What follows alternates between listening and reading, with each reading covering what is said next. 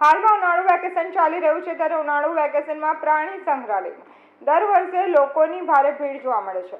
ખાસ કરીને બાળકો માટેનું પ્રિય સ્થાન એ પ્રાણી સંગ્રહાલય છે, જ્યાં દર વર્ષે ઉનાળુ વેકેશન દરમિયાન લાખોની સંખ્યામાં લોકો મુલાકાત લે છે। આ વર્ષે પણ મોટી સંખ્યામાં લોકોએ પ્રાણી સંગ્રહાલયની મુલાકાત લીધી હતી।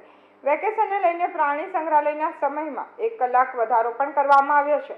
વેકેશનને લઈને દરરોજ 2500 જેટલા મુલાકાતીઓ આવે છે। સાથે જ રવિવારે 5000 જેટલા મુલાકાતીઓ પ્રાણી સંગ્રહાલયની મુલાકાત લીધી હોવાનું પણ સામે આવ્યું છે।